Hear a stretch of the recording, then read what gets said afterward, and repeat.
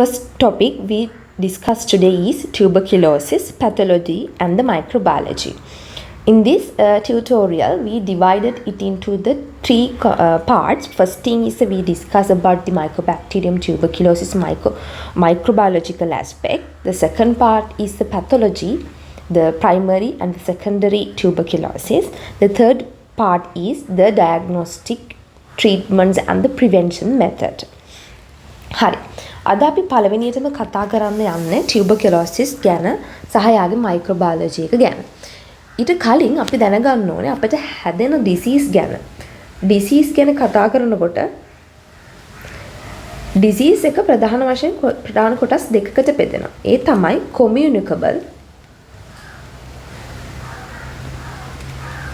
and non-communicable.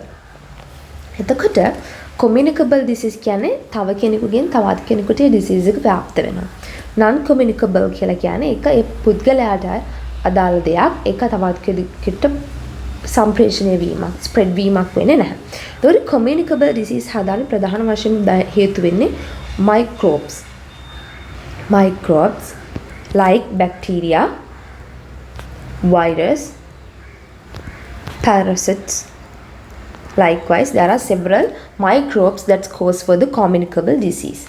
එතකොට tuberculosis කියලා කියන්නේ one of the communicable disease present in especially the developing countries.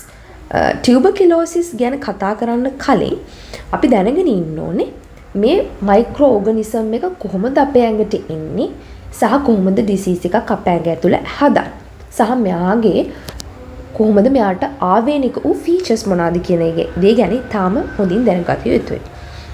දැන් අපි ප්‍රධාන වශයෙන්ම අද ටියුටෝරියල් එකකින් කතා කරනවා එයාගේ එපිඩීමියොලොජි එක ගැන සහ එයාගේ general properties as a large group of mycobacteria and their classification.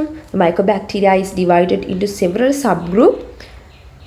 And then we discuss about the Mycobacterium tuberculosis. It's a one group of the mycobacteria. Then when we discussing about the microbiological aspect, we should know the source. What is the source that organisms is most prominent in the surrounding our community? What is the source? It can be either droplet nuclei, likewise there are several sources. And route of transmission, how the organisms enters into our body, what the routes are used for that. Can be either fecal-oral, nasal route, can be oral route, likewise sexual transmitted disease, likewise several routes are there.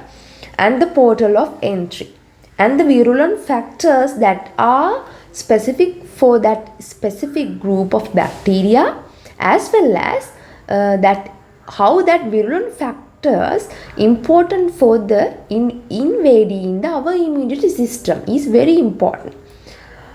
organism එකක් අපේ ඇඟ ඇතුළට ආවට පස්සේ එයා ඇඟ ඇතුළ තුල ස්ටේබල් වෙන්න ඕනේ. ඒ සඳහා එයාට virulent factors ඉතාම important. ඒ virulent factors පාවිච්චි කරලා එයා අපේ immunity එකෙන් hide වෙලා අපේ ඇඟ තුල එයා ස්ටේබල් වෙන්න ඕනේ. ඒ සඳහා හේතුණු virulent factors බැක්ටීරියාවන්ගෙන් බැක්ටීරියාවට වෙනස්. ඊට අමතරව pathogen disease කොහොමද යාගේ primary infection එක ඇති කරන්නේ සහ secondary infection එක ඇති කරන්නේ සහ ඕනම infectious disease එකක් ඕනම පුද්ගලයෙකුට හැදෙනවයි කියන්න අපිට බෑ. ඒ සඳහා අදාළ host දැන් අපි හිතමු main pathogen. Pathogen is the group that are infected to the body, the human body. Human is a host. This is the pathogen. Then what happen? The pathogen enters into our body. Not always happen because the host should have some qualification for that. Likewise, ඕනම pathogen කෙනෙක් ඕනම පුද්ගලයෙකුට affect වෙනවා කියලා අපිට කියන්න බෑ. එයාට සුදුසු පරිසරයක් environment එකක් තියෙන්න ඕනේ.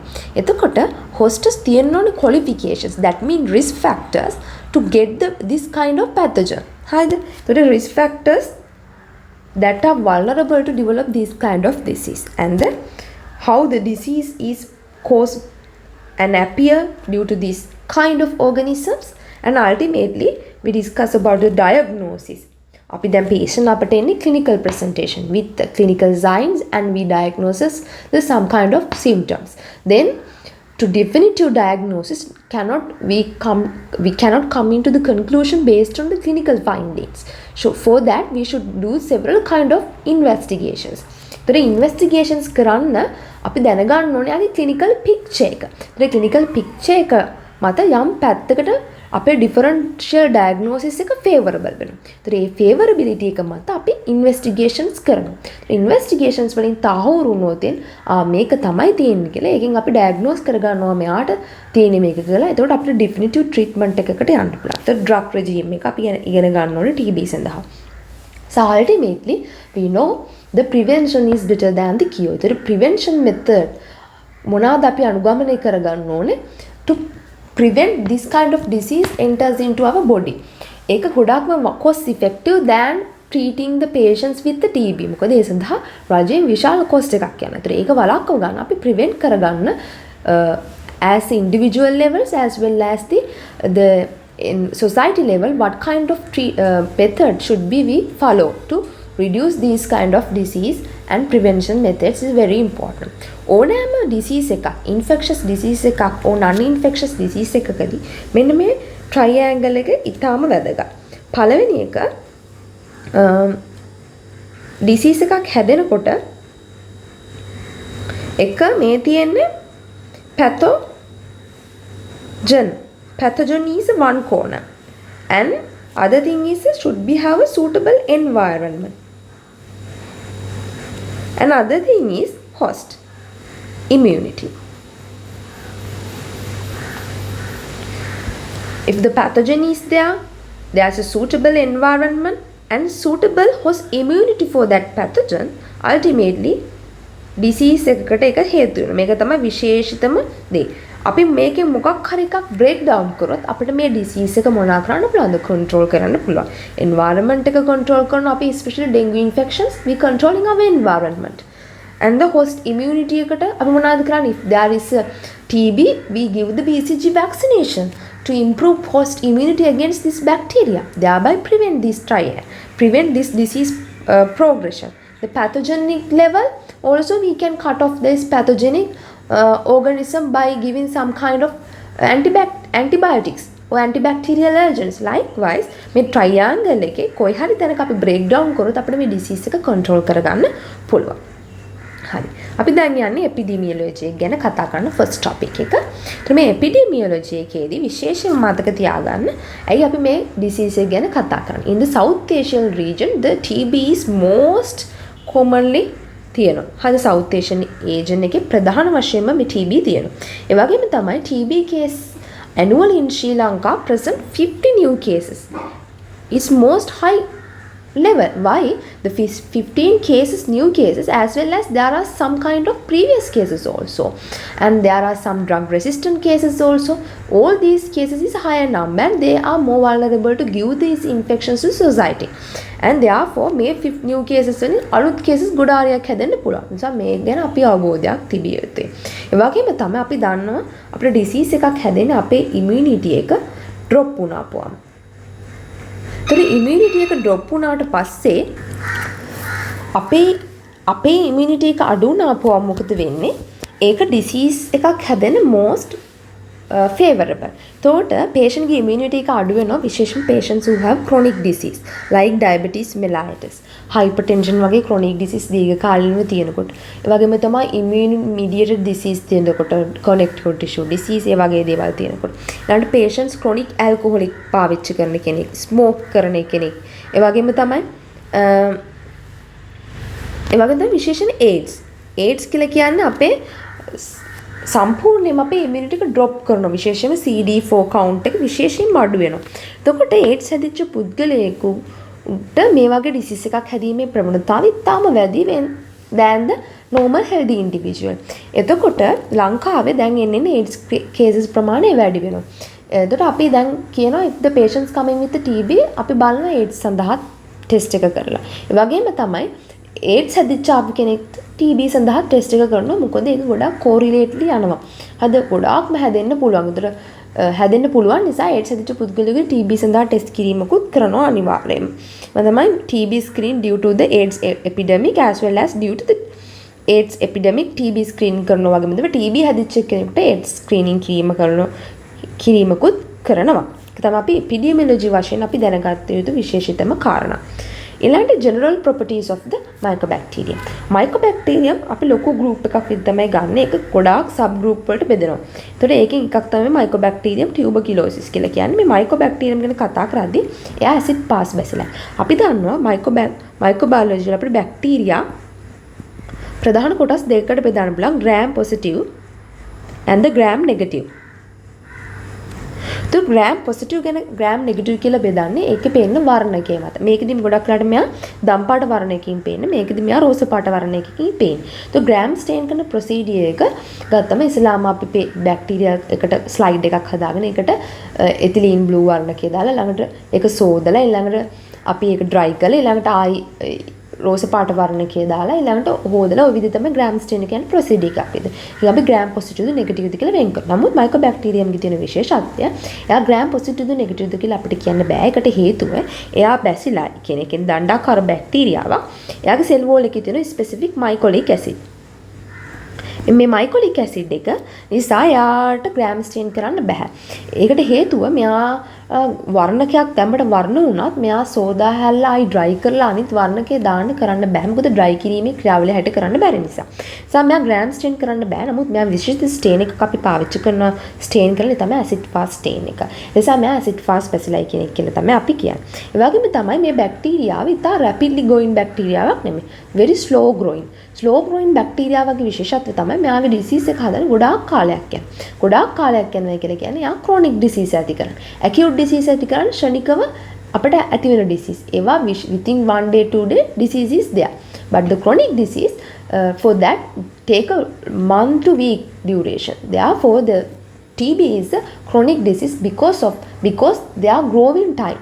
For අපි දන්නවා බැක්ටීරියාවක් තවත් බැක්ටීරියාවට පත් වෙන ඉතා සුළු කාලයක් යන්නේ.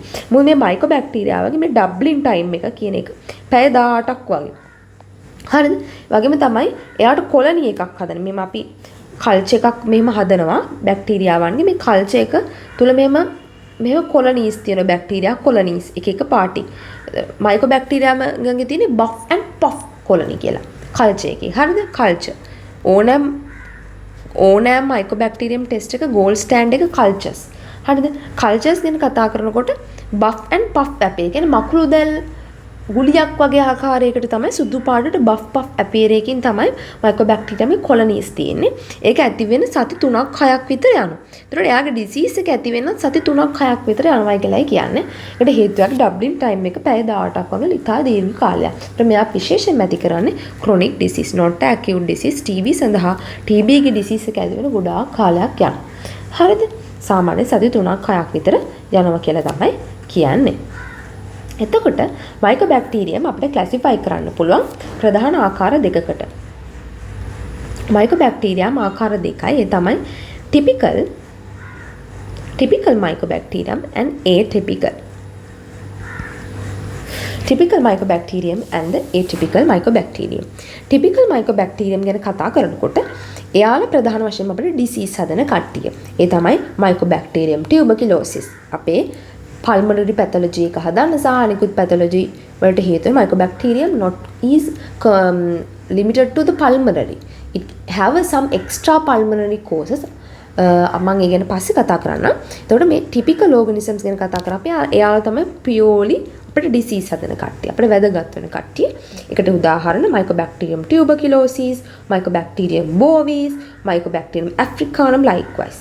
එතකොට atypical කියලා කියන්නේ මෙයාලා disease හදන්නේ නැහැ. නමුත් මෙයාලා අපේ ඇඟේ ඉන්න පුළුවන්, එළියේ ඉන්න පුළුවන්. මෙයාලා අපේ ඇඟේ immunity එක අඩු වුණාපුවාම opportunistic pathogen කෙනෙක් වෙන්න පුළුවන්. හරිද? උදාහරණ Mycobacterium avium, Mycobacterium kansasi, Mycobacterium ulcerum likewise they are opportunistic කට්ටිය තමයි මෙයාලා disease හදන්න අපේ immunity එක drop වෙලා තියෙන. ඒ කියන්නේ මොනවා වගේද? AIDS රෝගීන්ගේ හරිද? මේ වගේ කට්ටිය සාමාන්‍යයෙන් ඩයබටිස් මෙලයිටිස් තියෙන එක්කෙනෙකුට මේක හැදෙන්න පුළුවන්. වයසට යද්දී මේක හැදෙන්න පුළුවන් ඉමුනිටි ඩ්‍රොප් වෙලා. BCG ගහලා නැති එක්කෙනෙකුට ටියුබර්කියුලෝසිස් හැදෙන්න පුළුවන් මයිකෝබැක්ටීරියම්. නමුත් කන්සාසි ආවියම් වගේ හැදලා සාමාන්‍ය පුද්ගලයෙක් කෙනෙක් නැහැ. එහෙමනම් යා අසාමාන්‍ය කියලා කියන්නේ යාට විශේෂිත ඉමුනෝ සප්‍රෙෂන් ඩිසීස් එකක් තියෙන්න ඕනේ. විශේෂයෙන් ඒඩ්ස් පුද්ගලයෝ. ඒඩ්ස් කට්ටියගේ විශේෂයෙන්ම හැදෙන ඩිසීස් Mycobacterium tuberculosis වලට අමතරව යාලා එනවා abnormal features like Mycobacterium kansasi, Mycobacterium avium, ulceration වගේ විශේෂිත වූ atypical microorganisms ලගේ infection උසුත් අරගෙන. හරිද? ඊට අමතරව තව group එකක් තියෙනවා. It's not important. The saprophytic that's living in the outer soil environment, they not cause any disease in the human body. That's a classification. Then අපි යනවා general properties of the Mycobacterium. We previously discussed Mycobacterium as a large group. Then the Mycobacterium tuberculosis is one subgroup of the Mycobacteria. So Mycobacterium tuberculosis also is a slender means is largely Dandakara is a bacilli, but they have some slightly elongated appearance and they have the acid fast properties and they have obligated aerobic, that means without oxygen. 60% of the Mycobacterium is obligative aerobic. That means without oxygen they cannot dividing and proliferating and living. They need oxygen. That's why the most of Mycobacterium tuberculosis affected our lung. Lung has large oxygen saturation and oxygen concentration. They have favorable environment in the lung area. Therefore, they affect our lung. And they have specific cell wall have the lipid called mycolic acid. That's why they cannot acid staining by the gram stain. They are specific called the acid fast stain used for the staining procedure, and they mainly slow growing chronic disease හදන organism කට්ටිය slowly growing සති 3ක් 8ක් විතර යනවා. 6ක් Dublin time එක පැය 18ක් 20ක් විතර වෙනවා. ඒ වගේම තමයි මෙයා එළියට environment එකට රිලීස් වුණාපුවම ඒ තුල මෙයාට මැරෙන්නේ නැතුව ගොඩාක් කල් ජීවත් වෙන්න පුළුවන්. නමුත් කියනවා UV light ඒ වගේ දේවල් වලින් සමහරක් වෙලාවට මෙයාව විනාශ කිරීමේ හැකියාවකුත් තියෙනවායි කියන. ඊට පස්සේ අපි යනවා source එක. කොහොමද source එක? source එක ගැන කතා කරනකොට ඕනෑම disease එකකදී අපි source එක දැනගැනීම ඉතාම වැදගත්. If there is a positive open cases, that means the patients with the TB, they are coughing and release their droplet into the environment. That droplet have multiple Mycobacterium tuberculosis. That is a source for the Mycobacterium tuberculosis. Other thing is the organism can survive in the environmental without dying. They have some ability in the dry environment, very poor wet environment, they can live without dying. එතකොට මේ වගේ organisms ලා ඔහොම ඉන්නකොට එයාට පුළුවන් අපේ ඇඟට ඇතුල් වෙන්න. එතකොට ඇඟට ඇතුල් වෙන්නේ විශේෂයෙන්ම droplet nuclei කියලා විශේෂ. අපි දැනගන්න ඕනේ droplet and droplet nuclei කියන දෙකේ වෙනස. droplets කියන කතා කරන්නේ large entities, large අණු. ඒවා සාමාන්‍ය 5 මිලිමීටර වලට වඩා ලොකුයි. ඒතර මෙයාලට ගොඩාක් දුර ස්ප්‍රෙඩ් වෙන්න බෑ. ළඟ පාත ඒරියා එක තමයි තියෙන්නේ. droplet nuclei කියන ඒවා ඉතින් assume මේවා 5 මිලිමීටර වලට වඩා අඩු. මෙයාට ගොඩාක් දුර ස්ප්‍රෙඩ් වෙන්න පුළුවන්. ඒතර මේ TB ඉන්නේ මේ droplet nuclei විදියට. අපේ open cases එකක් නේ පුද්ගලයෙකුගෙන් කහිනකොට පිට වෙන TB droplet nuclei විදියට විශේෂිත දුරක් දක්වා ස්ප්‍රෙඩ් වීමේ හැකියාවක් තියෙනවා. ඒ නිසා endemic වලට යන්න පුළුවන්. endemic epidemic වලට පවා යන්න පුළුවන්. ඒතර droplet nuclei විදිහට spread වීම කියන එක endemic epidemic දක්වා යෑමට ප්‍රධාන වශයෙන් හේතු වන විශේෂිත හේතුව. හරිද? droplet වලට වඩා droplet nuclei වල spread වීමේ හැකියාව වැඩි වීමකට හේතුව. ඒ වගේම තමයි මෙයා ආවට පස්සේ මෙයා අපේ ඇඟට ඇතුල් වුණාම disease එක හදනවා. no carrier status. එයා ආවිල්ලා අපේ ඇඟේ dormant වෙලා ඔහේ හැංගිලා ඉඳලා කිසිම disease එකක් අපේ ඇඟට ඇතිර කරන්නේ නැතුව අනිත් පැයට ස්ප්‍රෙඩ් කිරීමක් කරන්නේ නැහැ. අපේ ඇඟට අනිවාර්යයෙන් මෙයා අපේ ඇඟේ තුල ස්ථාපිත වුණොත්, ස්ටේබල් වුණොත් එතෙන් එයා අනිවාර්යෙන් අපේ disease එක හදනවා. no any carrier status. සමහර organisms ලා have a carrier status. But TB there are no carrier status, either disease නැත්නම් disease නැහැ. ඒ විදිහට තමයි තියෙන්නේ. So route of transmission. Droplet nuclei ස්පියුටම් හරහා අපේ මොනවාද රෙස්පිරේටරි සිස්ටම් එකට එන එක එයාබෝන් ඉන්ෆෙක්ෂන් එකක් කියන එක දැනගෙන ඉන්න ඕනේ. එහෙම එන්නුනාම අපේ නහය හරහා අපේ රෙස්පිරේටරි ට්‍රැක් එකේට ඇතුල් වෙලා යනවා අපේ රෙස්පිරේටරි ට්‍රැක් එකේ ඇල්වියෝලයි ලෙවල් එක. මේ තියෙන ලං එක මේ ලං එකේ මෙන්න මේ ඇල්වියෝලයි ලෙවල් එක දක්වාම මේ බැසිලයිට ගිහිල්ලා ස්ටේබල් වෙලා මෙන්න මේ ලෙවල් එක දක්වාම යෑමේ හැකියාවක් තියෙනවා. සම්ටයිම් රියලි අපි කෙල ගිලිනකොට සලයිවරි හරහා මෙයා යන්න පුළුවන් අපේ gastrointestinal tract එකට පවා. හරි නමුත් most prominently they enters into our lung. That's the microbiology.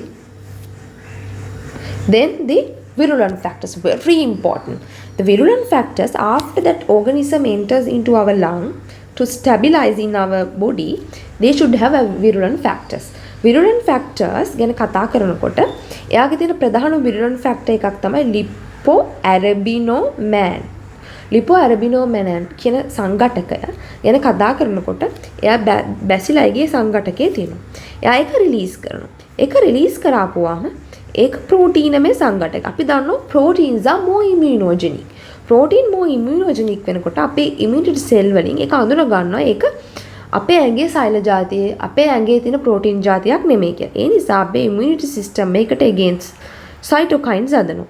cytokines හැදුවම වෙන්නේ cytokines ගොඩාක් load එකක් අපේ ඇඟේ හැදුනොත් ඒක ගොඩාක් harmful අපේ ඇඟට. cytokine storm එකක් කියලා අපි කියන්නේ. හරි සාමාන්‍ය අපේ cytokines should be in the balance. අපේ disease එකක් ආවම cytokine හදලා disease organism එක kill කරලා දානවා. නමුත් if that cytokine in the high load that destroyed not only that disease organism but also it destroyed our normal tissue, especially in the lung parenchymal tissues are destroyed by this cytokine. Hi දෙක එක virulent factor එකක්. අනිත් එක තමයි superoxide dismutase. superoxide dismutase කියන සංඝටකයකට පුළුවන් එයා සාමාන්‍යයෙන් අපේ macrophage විසින් හදනවා ප්‍රධාන වශයෙන්ම reactive oxygen species. මේ reactive oxygen species මේ බැක්ටීරියාවන්ගේ cell wall එක lysis කරනවා. ඒතර මෙයා විසින් හදන superoxide dismutase එයා ගිහින් මේවා විනාශ කිරීම නෙමෙයි ඇත්තටම කිව්වොත් එයාගේ ඇක්ටිවිටි එක නැති කරලා දානවා. ඒ නිසා මෙයා මැක්‍රොෆාජ් සෙල් වලින් මෙයා ලයිසිස් කිරීමේ හැකියාව නැති වෙලා යනවා. අනිත් එක තමයි මයිකොලික් ඇසිඩ්. මයිකොලික් ඇසිඩ් එක නිසා එයා මැක්‍රොෆාජ් විසින් මේ ඕගනිසම් එක ඇවිල්ලා එන්ගල්ෆ් කරත් ඇවිල්ලා ලයිසෝම් එකේ මේ ඕගනිසම් එක හිටියත් ලයිසෝම් එන්සයිම් වලින් මෙයා විනාශ කරන්න බෑ. මොකද මයිකොලික් ඇසිඩ් විසින් මේ පැගොලයිසෝම් පැගොසයිට් කරපු ඕගනිසම් එකට ලයිසෝම් එක ඇවිල්ලා ඇටච් වුණු වළක්වනවා. ඒක තමයි ප්‍රධානම විරුලන ෆැක්ටර්ස් ටික. ඒක ඉතාම හොඳින් දැනගත යුතුයි. මෙයා ඒරෝබික් බැසිලයි එක. ඒ වගේම තමයි මෙයා ෆැකල්ටේටිව් ඉන්ට්‍රසෙලියුලර් ඕගනිසම් එක. that's mean එයා ඕනම වෙලාවක අපේ සෛල ඇතුළට යන්න පුළුවන්. එයාට එළියෙත් ඉන්න පුළුවන්, සෛල ඇතුළෙත් ඉන්න පුළුවන්. ෆැකල්ටේටිව් කියන්නේ ෆැසිලිටේට් කරන ඉන්ට්‍රසෙලියුලර් ඕගනිසම් එකක්. එක්ස්ට්‍රාසෙලියුලර් ඉන්ට්‍රසෙලියුලර් දෙකේම ඉන්න පුළුවන් ඕගනිසම් එකක්. එකක් දැනගෙන සිටිය යුතුයි. ඊළඟට පැතොජෙනිසිස් කියන පාර්ට් එකයි තියෙන්නේ. අපි මේ පාර්ට් එක කතා කරනවා ඊළඟ ටියුටෝරියල් එකේ. Thank you.